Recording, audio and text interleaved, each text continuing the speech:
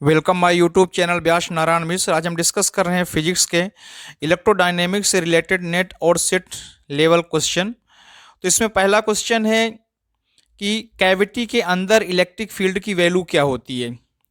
जो डाइलेक्ट्रिक है, डाइलेक्ट्रिक के इनसाइड में इलेक्ट्रिक फील्ड की वैल्यू क्या है।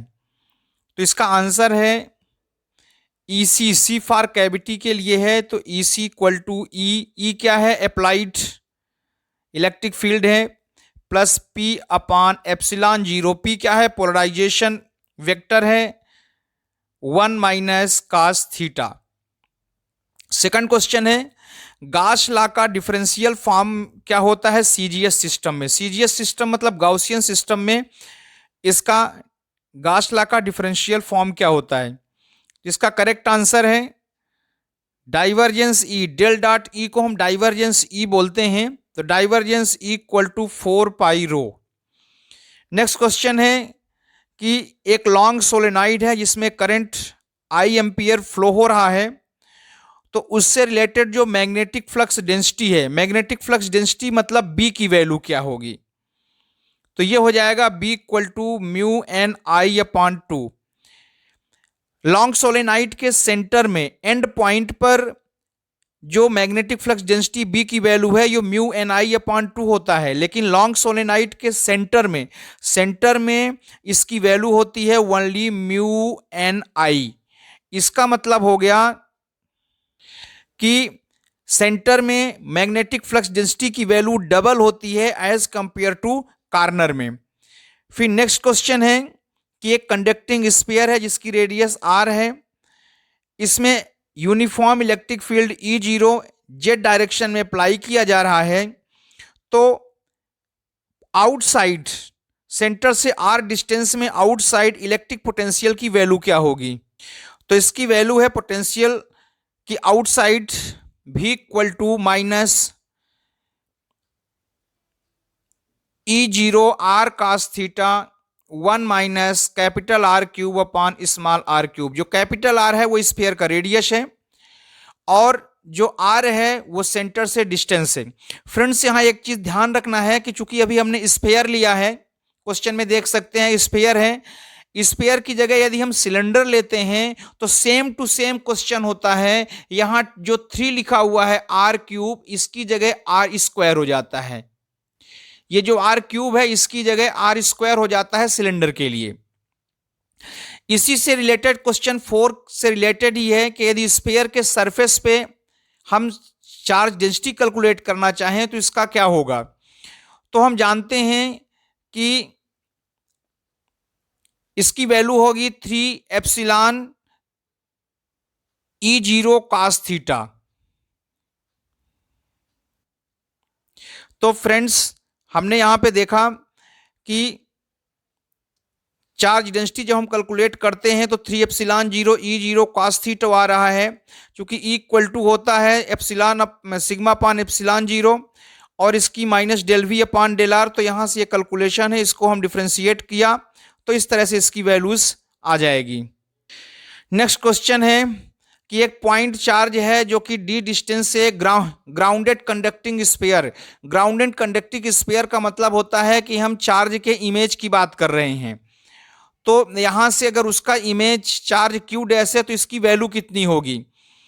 तो क्यू डैश इमेज चार्ज है, क्यू डैश इक्वल टू हो जाएगा minus Q capital R upon D. R क्या है, रेडियस है, डी क्या है, डिस्टेंस है जिस पॉइंट पे हम इमेज फाइंड करते हैं। इसी तरह से जो वो डिस्टेंस है बी इक्वल टू हो जाएगा आर स्क्वायर अपान डी। यहां पे डी दिया हुआ है कि ग्राउंडेड कंडक्टिंग स्फीयर के सेंटर से डी जो है डिस्टेंस है, और ये जो बी है, बी पॉइंट है ग्राउंडेड कंडक्टिंग स्फीयर और इमेज चार्ज के बीच की डिस्टेंस है। फिर क्वेश्चन नंबर 7 दिया है अगर कोई infinite uniformly charged plane sheet है तो आर डिस्टेंस पर इलेक्ट्रिक फील्ड इंटेंसिटी की वैल्यू कितनी होगी। तो ये जो वैल्यू है वो इलेक्ट्रिक फील्ड इंटेंसिटी की वैल्यू वो आर पे डिपेंड नहीं करता, क्योंकि इलेक्ट्रिक फील्ड होता है यहाँ पर सिग्मा अपान 2 एप्सिलॉन 0। तो सिग्मा अपान 2 एप्सिलॉन 0 होने के कारण इस केस में इलेक्ट्रिक फील्ड की वैल्यू होती है E equal to sigma upon 2 epsilon 0। चूंकि इसमें आप देख सकते हैं R नहीं है, इससे प्रूफ होता है कि इलेक्ट्रिक फील्ड इंटेंसिटी R पर डिपेंड नहीं करता है। फिर नेक्स्ट क्वेश्चन है, एक सॉलिड स्फीयर है जिसकी रेडियस R है, इसका वॉल्यूम चार्ज डेंसिटी रो है, स्फीयर के अंदर इलेक्ट्रिक फील्ड की वैल्यू हमें फाइंड करना है। तो ये हो जाएगा रो R अपान 3 एप्सिलॉन 0। फ्रेंड्स, अगर सॉलिड स्फीयर है तो ये है रो R अपान 3 एप्सिलॉन 0, लेकिन अगर ये हालो स्फीयर होता तो स्फीयर के अंदर इलेक्ट्रिक फील्ड की वैल्यू 0 होती, पर सॉलिड स्फीयर होने के कारण स्फीयर के अंदर इलेक्ट्रिक फील्ड की वैल्यू रो R अपान 3 एप्सिलॉन 0 है।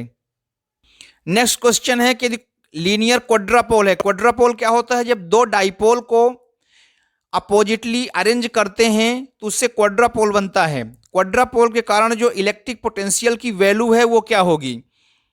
तो इलेक्ट्रिक पोटेंशियल की वैल्यू होती है V proportional 1 upon R cube. लेकिन यदि हम इलेक्ट्रिक पोटेंशियल की जगह इलेक्ट्रिक फील्ड कैलकुलेट करते तो इलेक्ट्रिक फील्ड हो जाता E proportional 1 upon R to the power 4। जो इलेक्ट्रिक पोटेंशियल है वो डिस्टेंस के क्यूब का इन्वर्सली होता है और इलेक्ट्रिक फील्ड जो है R की पावर 4 का इन्वर्सली प्रोपोर्शनल होता है। नेक्स्ट करंट क्वेश्चन है, एक लॉन्ग सोलेनाइड है, इसमें इंड्यूस्ड इलेक्ट्रिक फील्ड की वैल्यू क्या है? तो सोलेनाइड के अंदर इलेक्ट्रिक फील्ड की वैल्यू नॉन जीरो होती है। अभी अभी हमने देखा कि सोलेनाइड के मिडिल में इलेक्ट्रिक फील्ड की वैल्यू होती है म्यू एन आई और एंड पॉइंट पे इलेक्ट्रिक फील्ड की वैल्यू होती है मैग्नेटिक फील्ड की वैल्यू होती है सोलेनाइड के सेंटर में म्यू एन आई और एंड पॉइंट पे होता है म्यू एन आई अपॉन 2। ये मैग्नेटिक फील्ड की वैल्यू है। क्योंकि यहाँ पे मैग्नेटिक फील्ड है तो मैग्नेटिक फील्ड होने के कारण यहाँ पर इलेक्ट्रिक फील्ड भी होगा, इसलिए सोलेनाइड के अंदर इलेक्ट्रिक फील्ड की वैल्यू इंड्यूस्ड इलेक्ट्रिक फील्ड की वैल्यू नॉन जीरो होगी। और सोलेनाइड के बाहर चूंकि मैग्नेटिक फील्ड भी जीरो होता है, सोलेनाइड के बाहर मैग्नेटिक फील्ड भी जीरो होता है, इसलिए सोलेनाइड के बाहर इलेक्ट्रिक फील्ड भी जीरो होगा। अगर हम सोलेनाइड की जगह सिलेंडर लेते हैं या इनफाइनाइट लेंथ का कोई वायर लेते हैं तो उसका जो आंसर है बिल्कुल सोलेनाइड के अपोजिट होता है। अगर सोलेनाइड सिलेंडर लेते हैं तो सिलेंडर के इनसाइड इलेक्ट्रिक फील्ड की वैल्यू जीरो होगी। तो इस तरह से नेक्स्ट क्वेश्चन है लॉरेंज कंडीशन। लॉरेंज कंडीशन या लॉरेंज गाज का फॉर्मूला क्या होता है? तो ये है divergence A plus mu zero epsilon zero del phi upon del T equal to zero. यहाँ जो ए है ये वेक्टर पोटेंशियल है और जो फाई है वो स्केलर पोटेंशियल है। लॉरेंज कंडीशन 4 डायमेंशन होता है। नेक्स्ट क्वेश्चन है Coulomb gauge. Coulomb gauge 3 dimension होता है। 3 डायमेंशन होने के कारण चूंकि इसमें टाइम इंडिपेंडेंट होता है तो टाइम इंडिपेंडेंट होने के कारण कूलॉम गॉज में ये वैल्यू जीरो हो जाएगी, इसलिए इसके लिए कूलॉम गॉज की कंडीशन हो जाएगी डाइवर्जेंस ए इक्वल टू 0। तो ये हमने डिस्कस किया नेट सेट से रिलेटेड क्वेश्चन इलेक्ट्रोडायनेमिक्स के। फ्रेंड्स, आप हमारे चैनल को सब्सक्राइब करें, लाइक करें, शेयर करें।